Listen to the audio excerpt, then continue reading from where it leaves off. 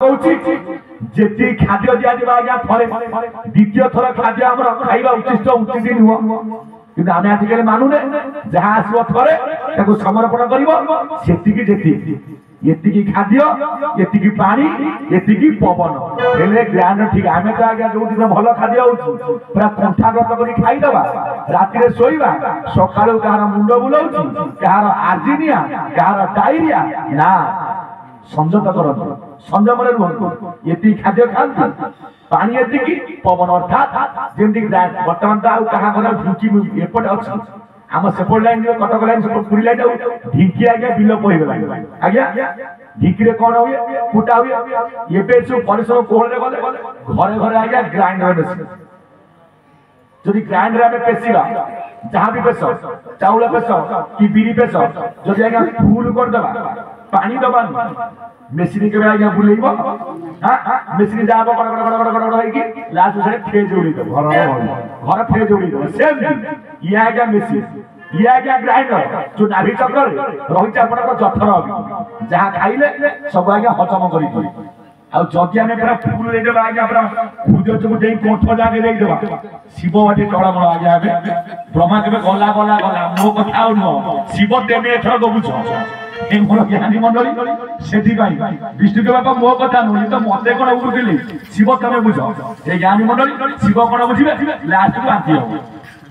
शिव के मो कथा नुह लास्ट को आंती आरंभ हम ये ज्ञानी मंडली से आम समते कर्मधारा रही धर्म को आम समते आख्या रखिए चलीचे ये मोर ज्ञानी मंडली से चारि जुगरे भक्त भगवान आगे आसन से परिप्रेक्षी गज डाकी किंतु उधार पाइला आपणकर कुंभीर गज थिला आपणकर आत्ती भक्त अर्थात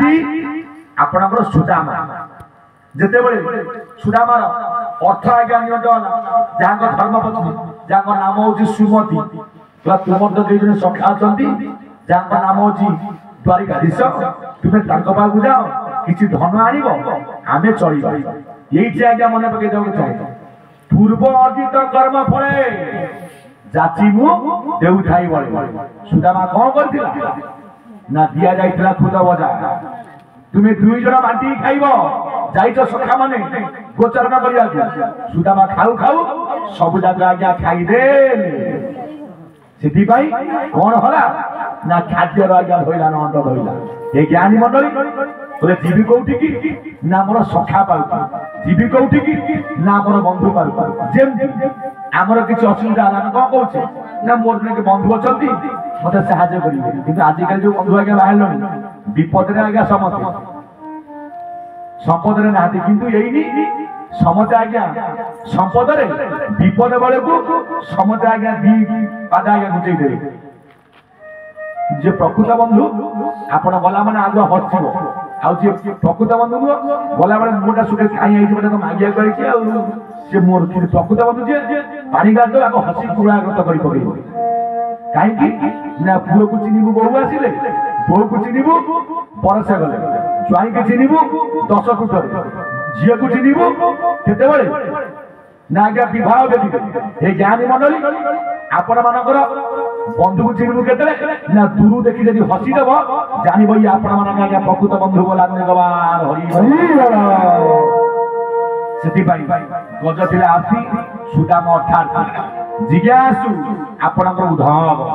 जे सदा सर्वदा जानिबा इच्छा करत जे सदा सर्वदा भगवान को प्रश्न करत प्रभु ए जिनिस कोन मु बुझी पारु मत दिगा आज्ञा बुझेई दियो सेति ज्ञानी मंडली आपणकर उद्धव पचाउछथि भगवान प्रभु सतचक्र महात्मा कौन जहाँ भागवत कहले भाव भक्ति सत्संग साधु संग में मुख्य योग ये तीन हूँ जीवन मुक्तिर मार्ग प्रथम भाव तापर भक्ति तापर सत्संग आपण भीतर भाव आसबार भक्ति आसला भक्ति आसबार आपने जगह कहले ये जगह आम कौन ना समते आज्ञा सत्संग करुचे बोला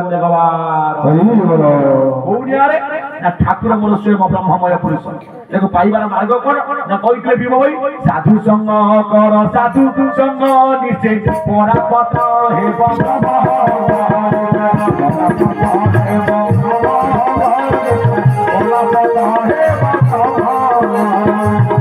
संग साधु संग नीति मोरा पद हे ब्रह्म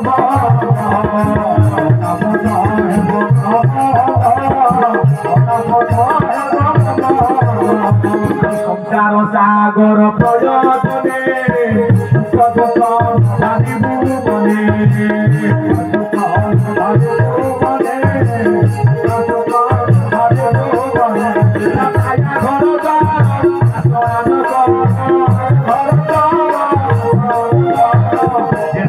Posora daura sabu sama para sabu sama ni orang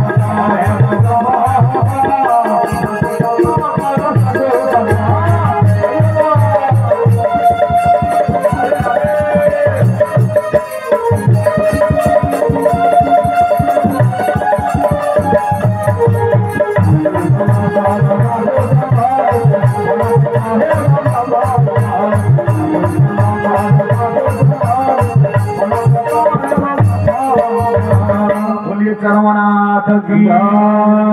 जरिया गुरिया की सुकांति सुता की कोई सत्संग कर साधु संग कर निश्चय परापत कर ना से ब्रह्म कोई संसार सागर प्रयोजन सुख दुख न भाविबु मन माया घर द्वार आशा न कर यही कथा बार जगह जुक्ति भी भीम भागवत प्रथम समय शुणिदेवे गृह कर्म तेजी भक्ते पचार जगते जीव उद्धार निमंते भरोसा करी नाम जड़े आज्ञा प्रश्न कला भीम वैद्य कहते भीम वैद्य बाणी स्वतंत्र से कौन छोटिया मुड़े लिखिं गृह कर्म कौ यही घर कथा यही छात घर छाड़े चाड़ घर छाड़े भीम बोले यही गृह सर्वना अपना घर अबना मंदिर महिमा सागर ब्रह्मपुरी उत्तर दक्षिण मंदिर पारिया उदे अष्टमेरु होइछि तुलिया चारि दिग जाक चारि खंड श्रेणी आकु मौर मारिछि जत्न कर 33 कोटी देव एठी रुओ नै बता विचित्र कर्म रे फुटाइछि रथा मेदिनी मालक छण बिडा करी छाउनी करिछि जत्न सरी बोले एई घर जो कर्म अछि आकु तेजा करबे कोन ए घर कर्म तांच मन 25 प्रकृति 6 तारिखु आकु रे तू दमन करि पारिबु तेबे चरम पथकु बाट खोली पारिबा बा जाई पारिबा तू सदन मंडली सेति पाई करियो साधु संग कर सत्संग कर पचाले उठाओ बोले प्रभु तले के पाई फला की सत्संग कर साधु संग करी प्रभु बुझे ज्ञानी मंडली ना सत्य जुग पाई छन जतयारे मते पाई छन व्यापार रे पाई छन आज ये जो कली जुग जो चरम पावन चरम पुरुष चरम नाथ रे पाइबा पई हम प्रत्येक शाखा रे रोहित जागा सत्संगर महात्मा बलान्य गवा हरि बोल पचान देवजति नारद प्रभु साधु संग कले कोन हुई सत्संग कले कोन हुई मते टिके बुझाई दियौ मो ज्ञान मु मृढ़ मु पामर मु जानि पारु भगवान कहि तू जा बेंगाला बड़ा ग्राम रंगा भाईंकर चली पारिवारिक सत्संग जो भाईंकर तो जो रही आम विगत इतिहास कहले आज्ञा मत 6-7 खाता जी किसी अनुभूति कथा मत बहुत कथा कहते चरमनाथ आसी गृह पहुंची गले एपटे तेल पिठा कले रागे कहले प्रभु को देवी प्रभु को गुरु बारीपदा नहीं देवी विजयानंद सार किंतु से अंतर्जान जे अंतर कथा को जानी पारन प्रभु निजे आसी जहां गृह निकटरे आमर झुलानंदा को धरी पहुंच राति 3टा समय हठात आकाश में वर्षा होता अनुभूति कथा कहते मोर ज्ञानी मंडल कथा कहला गुड़ाए बहुत समय लगे बोधे मसे कहले ठाकुर अनुभूति आज्ञा सर ना तेरे मोर ज्ञानी मंडल नारद को पठेले भगवान बोले तुम्हें जाओ बेंगाल बड़ा ग्राम को चली रंगा भाई पारिवारिक सत्संग ना क्या पचारि ना कीट पतंग खग मृग साधु संग में मुख्य जोग से ग्राम बसी आज्ञा ढिंजागल भी जहाँ गोमूल खाऊ किसी कीट मान अच्छा तुम्हें पचारि सत्संग कले कौन हुई सत्संग कले लाभ कौन न कले क्षति कौन आज्ञा पहुंची गले आपणकर देवजति नारद पचारे कीट मान कहले बाबू रे कीट सत्संग कले कौन हुए कीट मान अनेला आपण मानकर आज्ञा नारद को हठात प्राण त्याग प्रभु मते आज अड़ुआरे पकई से तो भावग्राही मत परीक्षा कर गले प्रभु पाखक हे प्रभु मत जो पठे मो उत्तर मु पाइली ना आउ थे जाओ से ग्राम को किसी फूल गछ अच्छी उड़ुंट पतंग मान तुम्हें पचार सतसंग कले कौन हुए आशीरे देव जति नारद जहाँ बिना नाम हूँ महती मीणा से सदा सर्वदा नारायण नारा नारद कहले किए ना प्रभु को नाम को रद अच्छे आगे आप नारद ये मोर ज्ञानी मंडली पहुंची गले पचार माल पतंग मान हे पतंग माने साधु संग कले सतसंग कले कौन हुए ना पतंग माने अनैले देहरु प्राण छाड़ी गला नारद पुणी गले बोले यही थरक तीन थर धर्म छाड़ी कहती यही थरक जाओ जाओ नंदन कानन दियर पार करे हरण पार करे किसी हरण छुआ जन्म कर मृग शावक पचार हौ प्रभु दी थर तो गला फेल मारिला ये तृतीय थर जहाँ बात भाव धर्म छाड़ देखा कौन आज्ञा नारद कथा मानिले पहुंची गले पचारे पुरी शावक मान सत्संग कौन हुए सी अनैले सी मले नारद कहले आउ बजियार ना आउ जियार ना मत भल परीक्षा पकईल जहाँ बनाऊँ सी मरुची भल कठा काटे मुझे पड़ी खबर आईला कहीं आसुन ना कहीं जीवी ना कौन होला ना कौन होला ना केमी अच्छ ना कौन ना मत पचार ना कौन होला ना जहाँ गोटे अनेली सी बोला गोटा भल धंदार मत पकईच तुम नाम को धरमी ना नारद व्यस्त हो ना यही थर चतुर्थ परीक्षा दिया पास हम ना कौटी जी ना जाओ जाजपुर ना जाजपुर कहीं जीवी ना पूर्व नाम हूँ यज्ञपुर जो प्रथम वेदपति ब्रह्मा यज्ञ कर पहुंची गले ना क्या पचारि ना गोटे ब्राह्मण परिवार 12 वर्ष गोटे पिलाटे जन्म हो पुओटी तुम्हें पचार ना प्रभु मत क्षमा कर गोड़ धरछि प्रभु ये माने मले चलला जदि से पिलाटे मरी जाए मो दाढ़ी की छिड़े मो जटा को ओपारे मो बीणा को भांगे मो पिठे उड़ा थोड़े मत घर ना जाओ मो पर विश्वास ना तुम पर विश्वास अच्छी ना हो जाऊँ नारद पहुंची गले नारद वाले चालाक पड़े प्रभु तेमे करे का चालाक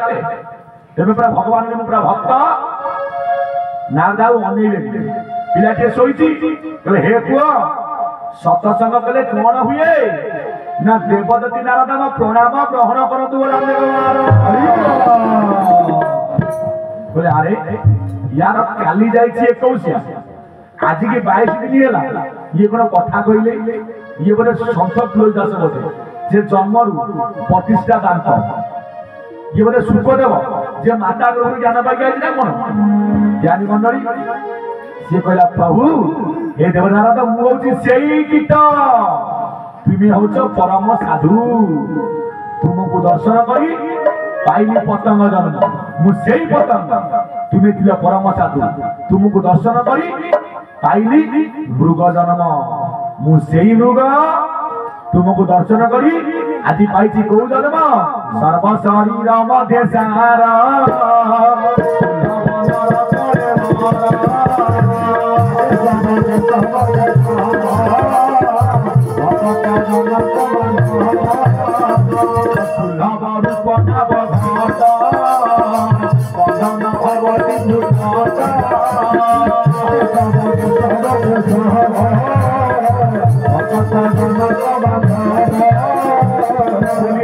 पावना की